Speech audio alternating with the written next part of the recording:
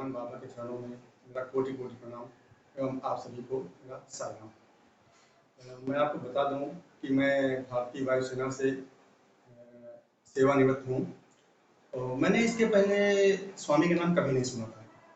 अपने सेवा के दौरान भी मैंने कभी स्वामी का नाम नहीं सुना था। सिर्फ जब स्वामी ने अपना फिजिकल फॉर्म छोड़ा, जब उन्होंने अपना शरीर त्यागा, तब मैंने पहली बार उनका पेपर में नाम पढ़ा था। और उसके बाद जब मैं रिटायरमेंट के करीब आया तो मतलब हर एक कर्मचारी के मन में बहुत सही सवाल रहते हैं कि रिटायरमेंट के बाद हम कहाँ जाएंगे, अपने बच्चों को कैसे पढ़ाएंगे, अपनी नई जिंदगी कैसे शुरू करेंगे। तो ये सब ध्यान में रखते हुए मैं भी रिटायरमेंट लिया और कानपुर आ गया। अब कानपुर में पता नहीं मेरे ऊपर किसकी कृपा हुई कि मैं आके कैलाश नगर में अपना किराए पे मकान ले लिया।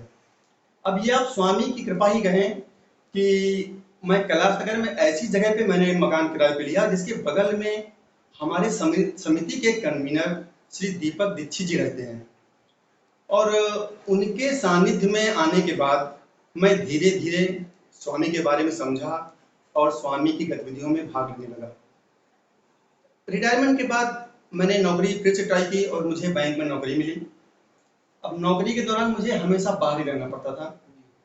पूरे हफ्ते बाहर रहने के बाद मैं वीकेंड में घर आता था। लेकिन मेरी पत्नी हमेशा दीपक जी के घर आती आती रहती थी। उनके भजनों में जाना और स्वामी के कार्यों में जाना, तो उनका उसमें कंटिन्यूएशन था। लेकिन जब मैं पहली बार स्वामी के यहाँ भजन में गया तो मतलब मुझे बिल्कुल ये नहीं मालूम पड़ा कि 1 घंटे का समय कब और कैसे व्यतीत हो गया। मतलब ये लगा कि बस अभी बैठा हूँ और अभी मैं उठ गया। तो मुझे मतलब बहुत ही अच्छा लगा। मतलब पहली बार मुझे एक अच्छा अनुभव हुआ। तो इस प्रकार मैं तो दीपक सर का बहुत ही शुक्रगुजार हूँ कि उन्होंने मुझे स्वामी के उसमें जोड़ा। जब कभी मैं स्वामी के यहाँ भजनों में जाता या किसी संगठन के कार्य में जाता तो वहाँ लोगों से मिलने पर सभी लोगों के पास अपने अलग अलग एक्सपीरियंसेस थे। मैं बताऊं, पहले तो मुझे एक्सपीरियंस के बारे में पता ही नहीं था कि क्या होता है। लेकिन जब लोगों ने बताना चालू किया कि स्वामी ऐसे करते थे, स्वामी ऐसे करते थे, स्वामी कोई चीज ऐसे सजित करते थे, तो मुझे बड़ा आश्चर्य होता था कि क्या ऐसा भी होता है। तो मेरे मन में कई बार ऐसे सवाल होते थे कि कहीं लोग मुझे आकर्षित करने के लिए तो नहीं ऐसा बोल रहे हैं। बहुत सारे मन में ख्याल आते थे। लेकिन मुझे पहली बार स्वामी की कृपा से पुट्टपर्ती जाने का मौका मिला जनवरी 2016 में। ये स्पोर्ट्स मीट का समय था। तो मैं पहली बार पुट्टपर्ती गया। यहाँ से निकला तो मन में बहुत सारे सवाल थे कि पता नहीं क्या होगा, कैसे क्या होगा। लेकिन जब मैं वहाँ ट्रेन से उतरने के बाद जब मैं गेट के सामने पहुंचा तो वास्तव में वहाँ का माहौल देख के मन इतना गदगद हुआ कि पूछो मत। मतलब बहुत ही अच्छा लगा मुझे। और मतलब जब मैं वहां अंदर गया तो वहां लोगों को मैंने देखा कितनी शांति से लोग चल रहे हैं, कितनी भीड़ है, स्वामी के प्रति कितनी अगाध आस्था है लोगों के अंदर। तो वो देख के मन को बहुत सुकून और बहुत शांति मिली। फिर वहां जाने के बाद एकोमोडेशन कैसे मिलना है, कैसे क्या है, तो वहां जहां पर मैं जाता हूँ हर स्थान पर लोग हाथ जोड़े, ओम साई राम, मैं आपकी क्या मदद कर सकता हूँ। तो ये ऐसी चीजें बहुत कम जगहों पे मिलती हैं। वहां जाने के बाद मुझे एकोमोडेशन मिला और सबसे खास बात वहां यह है कि एकोमोडेशन की वहां कोई कमी नहीं है। आप अपने हैसियत के अनुसार वहां एकोमोडेशन ले सकते हैं। खाने के लिए फ्री भोजन है, इवन पैसे देने के बाद भी आप खा सकते हैं। तो वहां बहुत सारी सुविधाएं हैं। तो वहां जाने के बाद मुझे इतना अच्छा लगा।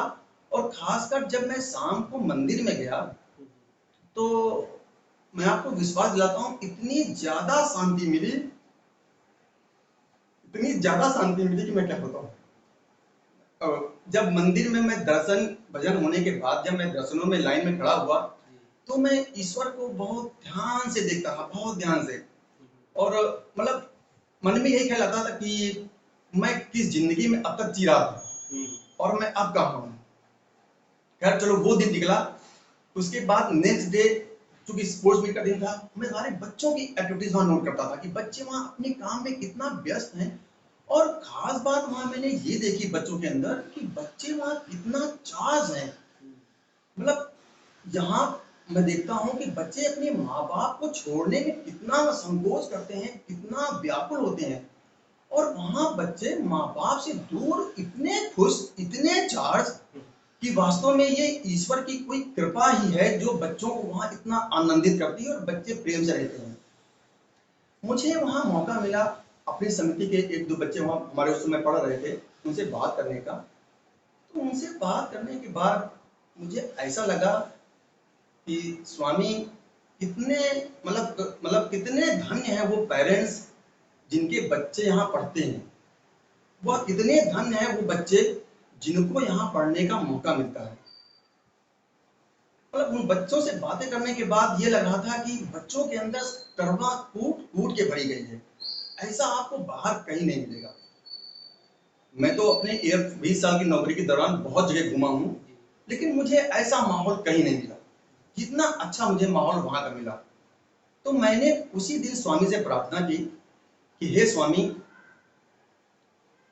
आप ऐसा एक अवसर मेरे बच्चों को भी दो कि जो यहाँ पढ़कर अपना जीवन कृतार्थ कर सके। उस समय मेरी बच्ची 12th में पढ़ रही थी और अगले साल उसका बीएससी फर्स्ट ईयर में एडमिशन होना था। तो जैसे समिति में लोगों ने मुझे बताया था कि वहां पर आप जाइए, स्वामी से प्रार्थना कीजिए, स्वामी को लेटर लिख के आप स्वामी को अर्पित कीजिए। तो स्वामी कई तरीके से लोगों की प्रार्थनाओं को सुनते हैं। तो मैंने अपने वहां प्रवास के दौरान मैंने भी एक वैसा ही लेटर लिखा स्वामी के लिए, हे स्वामी, आप मुझ पर और मेरे बच्चे पर भी कृपा करो और उसको यहाँ पढ़ने का मौका दो।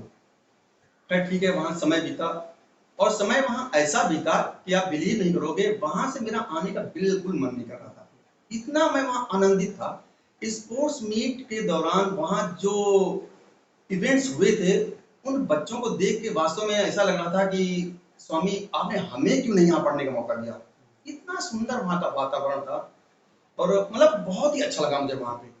खैर वहां समय बीता, बीतने के बाद मैं वहां वापस यहाँ आया, लेकिन मेरे दिमाग में हमेशा एक यही बात थी कि स्वामी कहीं ना कहीं आप मुझ पर भी कृपा करो और मेरे बच्चे को वहां। तो इस तरह से स्वामी से मैंने प्रार्थना करना शुरू किया।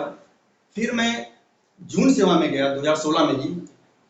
जून सेवा में भी वहां मैंने लोगों को देखा कि लोग कितना आनंदित होकर सेवा करते हैं। यहाँ हम लोग एक दूसरे से कितना घृणा करते हैं। अगर बगल में कोई कष्ट से परेशान हो, हम लोग उसकी ओर ध्यान नहीं देते, लेकिन वहां पर मैंने देखा कि लोगों के अंदर एक दूसरे के प्रति कितना प्रेम है और वो प्रेम वास्तव में हर एक व्यक्ति के अंदर होना चाहिए। जब ये प्रेम हम एक दूसरे में बढ़ेगा तब जाके हमारे यहाँ थोड़ा परिवर्तन आएगा। तो ये चीज मुझे पहली बार वहां देखने को मिली।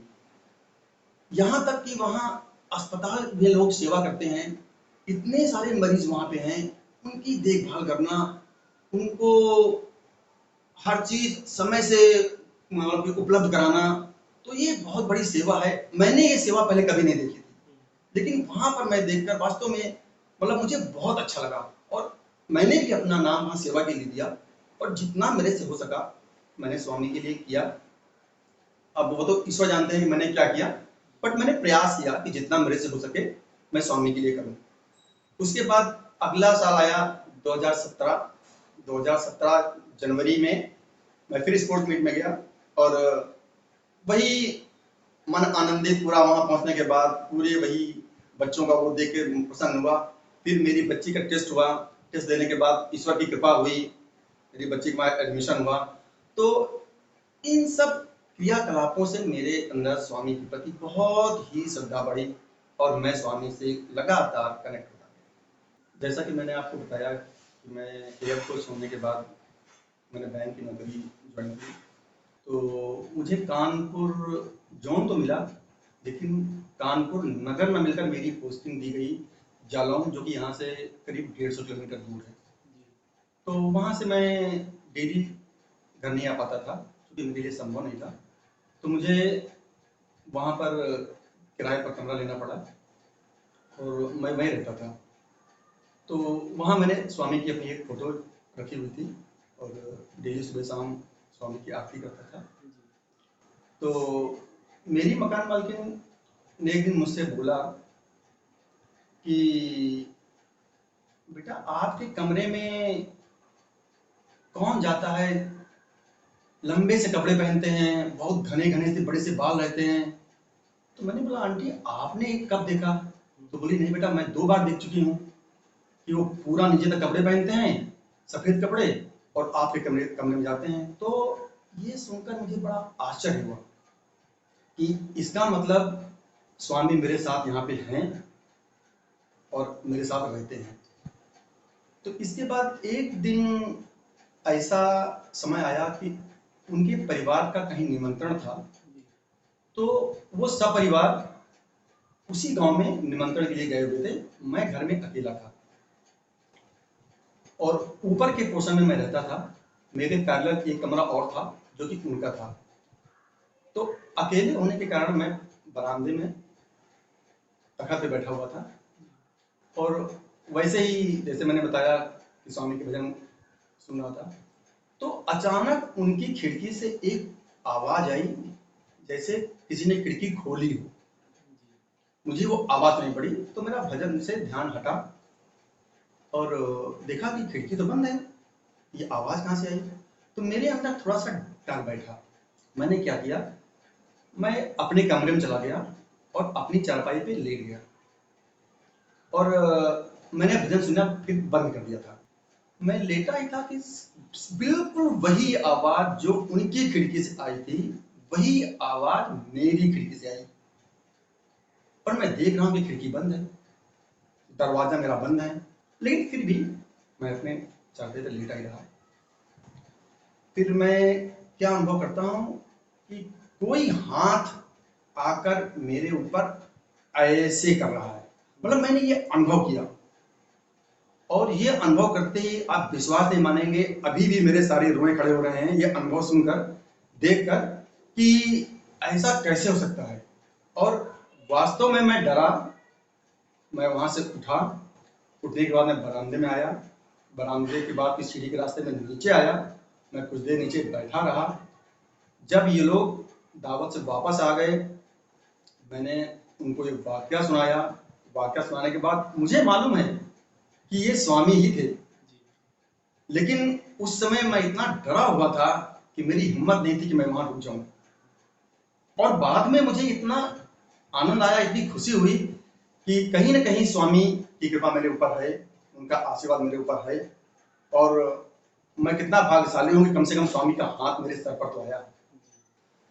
मैं आपको बता दूं कि स्वामी के सानिध्य में आने के पहले मेरी दिनचर्या कुछ अलग थी। मैं जब भी मुझे समय मिलता मैं गाने सुनता, पढ़ता, गाने सुनता। लेकिन जब से मैं स्वामी के सानिध्य में आया हूँ, स्वामी ने मुझे ऐसा परिवर्तित किया है कि अब का आनंद ही अलग है। अब मैं भजनों में जाने से भजन भी सीख गया हूँ, भजन गाता भी हूँ और इसमें मुझे बहुत ही आनंद आता है। तो अब मेरी दिनचर्या यह है कि जब भी मुझे समय मिलता है मैं भजन गुनगुनाने लगता हूँ। चाहे मैं बैंक में अगर मैं बैठा हूँ, अगर मेरे पास समय है मैं भजन गुनगुनाऊंगा या मैं भजन सुनूंगा। वैसे ही अगर घर में मेरे पास समय है तब भी मैं भजन गुनगुनाऊंगा। रास्ते में अगर मैं ऑफिस जाता हूँ तब भी मेरे मुंह से भजन निकलते रहते हैं। और इस कोरोना के दौरान जब हम लोग सेवा में नहीं जा पाते हैं तो यही एक माध्यम है जिससे हम स्वामी के समीप रह सकते हैं और स्वामी के दिव्य अनुभवों को पा सकते हैं। तो इस पर मैं आपको एक एक्सपीरियंस शेयर करना चाहूँगा कि एक दिन मैं अपनी शाखा जनरली मैं अपनी शाखा स्कूटी से ही जाता हूँ। तो उस दिन मैं जा रहा था और वही हमेशा की तरह भजन गुनगुना रहा था। और अब चूंकि मेरी शाखा हाईवे पे है, दिल्ली हाईवे पे, बहुत ही बिजी रोड है, बहुत ही ट्रैफिक है। तो जनरली हमारी स्पीड 50-60 रहती है। तो उस दिन मैं जा रहा था, एकदम आनंदित था, ईश्वर के भजन गाते हुए चला जा रहा था। अचानक पता नहीं क्या हुआ, मेरी गाड़ी स्किड हुई। गाड़ी स्किड हुई और मेरे मुंह से यही निकला, हे स्वामी। स्कूटी अलग गिरी, मैं अलग गिरा, और ऐसा मुझे फील हुआ कि जैसे किसी ने मुझे फट से उठा के खड़ा कर दिया हो। मैं खड़ा हुआ, तुरंत मैंने अपनी स्कूटी खड़ी की। कहीं कोई चोट नहीं, कोई खरोंच नहीं। सबसे बड़ी बात तो यह है कि मुझे ये लगता है कि स्वामी ही मेरे साथ थे, जिन्होंने मुझे बताया। क्योंकि इतने बिजी ट्रैफिक वाले रोड पे कोई भी गाड़ी आसपास नहीं थी, अन्यथा उस दिन कोई भी बड़ी दुर्घटना हो सकती थी। तो मेरे कहने का मतलब यह है कि जब भी हम स्वामी को याद करते हैं, तो स्वामी हमेशा ही हम लोगों के साथ रहते हैं, चाहे वो किसी भी फॉर्म में रहें, लेकिन वो हमेशा हम लोगों के साथ रहते हैं और हम लोगों की मदद के लिए तैयार रहते हैं। जब मैंने बैंक ज्वाइन किया, और बैंक में भी मैं कैशियर का काम करता हूँ, जिसका काम सिर्फ कैश से है, उसके अलावा कुछ नहीं। तो कैश में भी इतनी भीड़ रहती है ब्रांचों में कि कई बार लेन देन में गड़बड़ी हो जाती है। तो ऐसे ही मेरे जीवन में भी स्वामी ने एक चमत्कार किया, कि वो मैं आपसे साझा करना चाहता हूँ। एक दिन पूरे दिन मैंने कैश का काम किया। काम करने के बाद शाम को जब हम लोग कैश मिलाते हैं, तो हमारा कैश हमारे सिस्टम के अनुसार बराबर होना चाहिए, जो कि उस दिन बराबर नहीं था। मेरा कैश 2000 रुपये कम हो रहे थे, और वो भी 500 के 4 नोट कम हो रहे थे। मैंने कई बार ट्राई किया, एक बार पूरा कैश चेक किया, 2 बार चेक किया, 3 बार चेक किया। फाइनली जब मेरा कैश नहीं मिला, 2000 रुपये मेरे कम ही हो रहे थे, फिर मैं शाखा प्रबंधक के पास गया, क्योंकि उनको अवगत कराना पड़ता है हर चीज़ से। मैंने उनको बताया कि सर 2000 रुपये हमारे यहाँ कैश में कम हो रहे हैं। तो उन्होंने मुझसे कहा कि आप एक बार जाइए और फिर से सब कुछ चेक कीजिए, कहीं कोई गलती हो रही होगी। तो मैं वापस गया। जानने के बाद मैंने स्वामी का नाम लिया। मैं हमेशा ही अपने केबिन में स्वामी की फोटो लगा के रखता हूँ। तो इसलिए मैंने स्वामी से प्रार्थना की कि हे स्वामी, आप मेरी मदद कीजिए। और बैंक में होता क्या है कि हमेशा हम लोग बड़े डिनोमिनेशन से कैश काउंट करना चालू करते हैं। तो जैसे ही मैंने 2000 के नोट काउंटिंग मशीन में डाले, तो मैं देखता हूँ कि उनमें से 500 के नोट भी निकल रहे हैं। तो मुझे बड़ा आश्चर्य हुआ कि जब मैं नोट एक दूसरे से मिक्स नहीं करता हूँ, तो ऐसा कैसे हो सकता है। मैंने सारे नोट बाहर निकाले, तो उसमें मैंने देखा कि 500 की सिर्फ 4 नोट है। मैंने वो नोट बाहर निकाले, अपना सारा कैश चेक किया, पूरा कैश मेरा मिल गया। मिलने के बाद मैंने ये घटना अपने दूसरे एम्प्लॉयज को बताई, तो उन लोगों को विश्वास नहीं हुआ। खैर वो कोई बात नहीं है, क्योंकि स्वामी पे जिसको आस्था होगी, स्वामी पर वही विश्वास करेगा। तो मैंने स्वामी को धन्यवाद दिया, और मैं इतना गदगद हुआ। मैं गदगद इसलिए नहीं हुआ कि हमारे 2000 रुपये मिल गए, मैं गदगद इसलिए हुआ कि स्वामी ने किस तरह से मेरी प्रार्थना को स्वीकार किया। मैं अपना दूसरा एक्सपीरियंस आपके साथ शेयर करना चाहता हूँ। जब मैं अपना ये मकान बनवा रहा था, तो इस पे दीवारें खड़ी थी, सिर्फ छत पड़ना बाकी था। तो मैंने अपने मकान में स्वामी के लिए पीछे एक कमरा दे रखा है, जो स्वामी का मंदिर है, और उसके बाद सारे कमरे हैं। तो उस दिन क्या था, सुबह से थोड़े बादल थे, तो मन में ये आशंका थी कि कहीं बारिश ना हो जाए, लेकिन काम तो होना था क्योंकि सारे काम करने वाले आ गए थे। तो कार्य चालू हुआ, शाम हो गई थी। तो जब स्वामी के मंदिर के ऊपर छत पड़ रही थी, उस समय बारिश की बूंदें बहुत ही धीरे धीरे गिर रही थी, जिससे हमारा कोई नुकसान नहीं होने वाला था। तो जब स्वामी के कमरा छत पड़ गई और कार्य आगे बढ़ा, तो बारिश तेज हो गई। तो थोड़ा मेरे मन में ये ख्याल आया कि कहीं ऐसा ना हो कि मेरा काम बिगड़ जाए। और उस समय मेरे साथ मेरे भाई का लड़का भी छत पे था, जो कि देख रेख कर रहा था। बारिश तेज होती गई, तो मुझे लगा कि नहीं, अब कार्य से नहीं बनेगा। मैंने फिर स्वामी से प्रार्थना की। मैंने कहा, स्वामी, जब आपके मंदिर के ऊपर छत पड़ रही थी, आपने बिल्कुल बारिश नहीं की। और जब अब मेरा नंबर आया है तो आपने बारिश तेज कर दी। तो मैंने स्वामी से ये बोला, स्वामी मैंने क्या गलती की, स्वामी मेरी रक्षा करो, नहीं तो मेरा बहुत नुकसान हो जाएगा। तो उसके बाद मैं क्या देखता हूँ कि इस प्रार्थना के बाद कुछ ही देर में बारिश उसी रफ्तार में हो रही है अगल बगल, लेकिन मेरे छत के ऊपर बहुत ही धीरे धीरे बूंदें गिर रही हैं। मुझे तो स्वामी के बारे में पता ही था कि स्वामी करिश्मा करते हैं, लेकिन मेरे भाई के लड़के को ये चीज पता नहीं थी। वो ये सब नोटिस करता रहा। खैर मेरा कार्य स्वामी ने बहुत अच्छे से करवा दिया, सब कुछ हो गया। होने के बाद जब मैं अपने घर जहां मैं रेंट पे रह रहा था वहां गया, तो उस बच्चे ने मुझसे यही सवाल किया कि अंकल ये बताइए कि दूसरे अगल बगल के घरों में इतनी तेज बारिश हो रही थी और आपके छत के ऊपर बारिश क्यों नहीं हो रही थी। तब मैंने उस बच्चे को बताया कि ऐसा ऐसा मैंने स्वामी से प्रार्थना किया था और स्वामी हमारी प्रार्थना अवश्य सुनते हैं, वो चमत्कार जरूर करते हैं, ये उन्हीं की कृपा थी जिसके कारण ये कार्य संभव हो सका। तो ये है कि स्वामी जिस पे कृपा बनाते हैं उसका काम कभी भी बिगड़ने नहीं देते हैं, उसका काम हमेशा बनाते ही रहते हैं। अगर ईश्वर को प्रसन्न करना है तो ईश्वर के बताए गए रास्तों में हम लोगों को चलना जरूरी है। जैसे स्वामी ने कहा है मानव सेवा माधव सेवा, तो हमें लोगों की सेवा करनी चाहिए। संगठन हमारा बहुत सारी सेवाएं करता है, हमें इन सेवाओं में बढ़ चढ़कर हिस्सा लेना चाहिए। स्वामी को कोई स्वार्थ नहीं चाहिए। स्वामी का कहना है कि आप निस्वार्थ भाव से सेवा कीजिए, तो हमें निस्वार्थ भाव से सेवा करनी है। बस हमारे अंदर सिर्फ भाव होना चाहिए कि हाँ हमें सेवा करना है, तो हमें बढ़ चढ़कर हिस्सा लेना चाहिए। तो इस उपलक्ष्य में मैं एक उदाहरण देना चाहूंगा।